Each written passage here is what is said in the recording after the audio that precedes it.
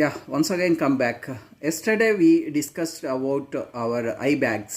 I bags రావడానికి ముఖ్యమైనటువంటి కారణాలు ఏంటో తెలుసుకుందాం. నెంబర్ 1 ఏంటంటే మీకు ఆల్రెడీ చెప్పాను, ఈ ఫ్యాట్ ఏదైతే ఉందో మనకి ఇట్స్ మీన్ కొల్లాజన్ తగ్గిపోవడం, ప్లస్ ఈ కళ్ళ కింద భాగాల్లో నీరు చేరడం, సో ఫ్లూయిడ్స్ అక్యుములేషన్ అంటారనమాట. సో కంటి కింద నీరు చేరడం, వీటితో పాటు జెనెటిక్ ప్రాబ్లమ్స్. సో మన ఫాదర్స్కి, సో అమ్మా నాన్నలకి ఎవరికైనా సో ఈ ప్రాబ్లం ఉందనుకో, ఇది ఆటోమేటిక్గా మనకి జన్యుపరంగా మనకు కూడా ఈ ప్రాబ్లం వస్తుందన్నమాట.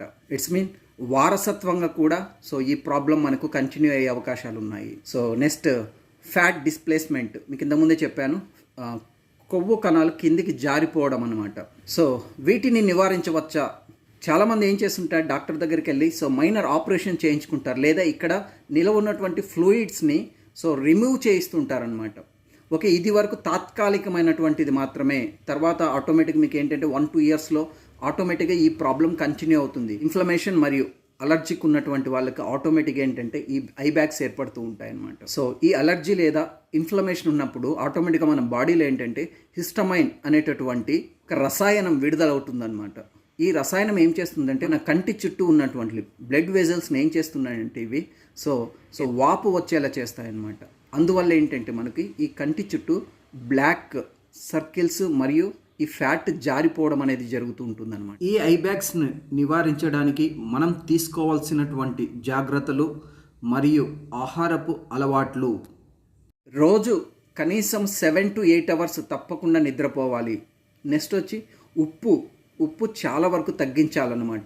Sodium, next cold compress, so ice cubes ఏమైనా ఉన్నాయనుకోండి అప్పుడప్పుడు తీసుకొని ఏంటంటే మనము ఒక 2 to 3 minutes అనమాట. సో మనం ఏంటంటే ఈ కంటి మీద ఇలా పెట్టడం, వాటితో పాటు కీరా అంటారు, సో మామూలుగా బ్యూటీ పార్లర్స్లో యూజ్ చేస్తుంటారనమాట. ఆ కీరా కూడా వచ్చి స్లైస్ కట్ చేసి వాటిని పెట్టుకోవడం కూడా చాలా మంచిది. సో లేనిపోయినటువంటి టెన్షన్స్ పెట్టుకోకూడదు. వీటితో పాటు తగినంత వాటర్ తీసుకుంటూ ఉండాలి.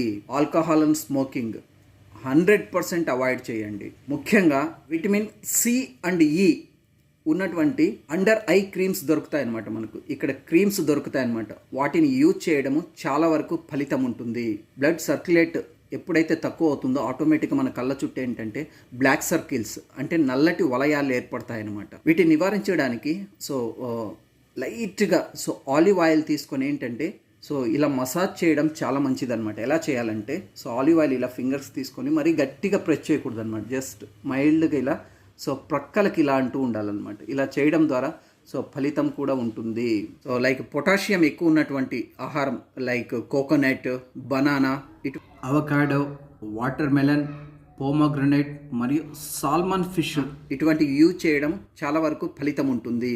నెక్స్ట్ వన్ హైల్యూరోనిక్ అంటారనమాట. హైల్యూరోనిక్ యాసిడ్ ఇది ఏంటంటే సో కంటి కింద ఉన్నటువంటి నీటిని తగ్గించి సో ఈ చర్మం కింద ఉన్నటువంటి కండరాలు మరియు ఫ్యాట్ గట్టిగా ఉండడానికి ఈ యాసిడ్ ఎంతగానో సపోర్ట్ చేస్తుంది. ఇది చిన్న చిన్న క్రీమ్స్ రూపంలో దొరుకుతుందన్నమాట. మనం వీటిని తీసుకుని అప్లై చేయడం ద్వారా కొద్ది వరకు ఈ ఐ బ్యాగ్స్ తగ్గించవచ్చు. సో ఈ హైల్యూరోనిక్ యాసిడ్ యూజ్ చేసేటప్పుడు తప్పకుండా డెర్మటాలజిస్ట్ని కన్సల్ట్ అవ్వండి. తో పాటు రెటినాల్ లేదా పెప్టైడ్ ఉన్నటువంటి క్రీమ్స్ యూజ్ చేసినా కూడా కొద్ది వరకు ఫలితం ఉంటుంది. సైనసైటిస్ ఉన్నటువంటి వారిలో ఆటోమేటిక్ ఏంటంటే సో ఇక్కడ ఏంటంటే సో వాటర్ ఫ్లూయిడ్ ఎక్కువగా చేరుతుందన్నమాట. వీటి కొరకు సో ఈఎన్టీ డాక్టర్తో వెంటనే కన్సల్ట్ అయ్యి సో సైనసైటిస్కి సంబంధించినటువంటి యాంటీబయాటిక్స్ స్టార్ట్ చేయడం మంచిది. వీటితో పాటు ఇన్ఫ్లమేషన్ ఉంటుంది. సో కొద్ది నాజల్ ఇరిగేషన్ చేయడం ద్వారా ఆటోమేటిక్గా ఇక్కడ ఉన్నటువంటి ఐ బ్యాగ్స్ని కొద్ది వరకు తగ్గించవచ్చు. వీటితో పాటు ఎటువంటి ట్రీట్మెంట్ తీసుకుంటే వీటిని తగ్గించవచ్చు? వీటికి సంబంధించినటువంటి treatments number 1 is laser therapy. చాలామంది ఎక్కువ ఫీమేల్స్ చేయించుకునేటటువంటి థెరపీ అనమాట ఇది. ఈ లేజర్ థెరపీ ఏం చేస్తుందంటే సో చర్మం కింద ఉన్నటువంటి కొల్లాజన్ సో డెవలప్ చేయడానికి సపోర్ట్ చేస్తుంది. Second one is chemical peels అనమాట. సో చాలా వరకు చిన్న ప్లాస్టర్ మాదిరి ఇక్కడ ఏంటంటే కెమికల్ ఉన్నటువంటి ప్లాస్టర్ని ఇక్కడ తగిలించుకుంటారు. సో దీన్ని యూజ్ చేయడం ద్వారా ఏమవుతుందంటే కళ్ళ కింద ఉన్నటువంటి బ్లాక్ పిగ్మెంటేషన్ తగ్గుతుంది. Next one is filler treatment అంటారనమాట. ఇదేంటంటే సో కంటి కింద ఉన్నటువంటి కొవ్వు కణజాలం తగ్గిపోయి ఉంటుంది కదా, దాన్ని ఇంప్రూవ్ చేయడానికి ఈ ట్రీట్మెంట్ సహాయపడుతుంది. ఈ ఫిల్లర్ ట్రీట్మెంట్లో హైల్యూరోనిక్ యాసిడ్ని సో కంటి కింద సిరంజితో నింపుతారన్నమాట. ఇవన్నీ కూడా కేవలం డాక్టర్ల పర్యవేక్షణలో మాత్రమే చేయించుకోవాల్సి ఉంటుంది.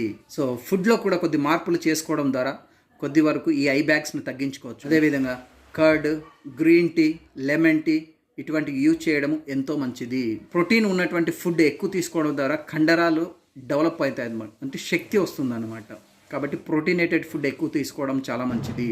సో నైట్ పడుకునే ముందు ఖచ్చితంగా కొద్ది గోరువెచ్చని నీటి తీసుకొని సో మొహాన్ని ఇలా కడుక్కొని లైట్గా సో ఇలా మసాజ్ చేయడం కూడా చాలా వరకు ఫలితం ఇస్తుంది. సో వీటన్నిటిని పాటించామనుకోండి, ఆటోమేటిక్గా ఏంటంటే ఐ బ్యాగ్స్ని కంట్రోల్ చేయడం అనేది పెద్ద కష్టమైనటువంటి పని అయితే కాదు.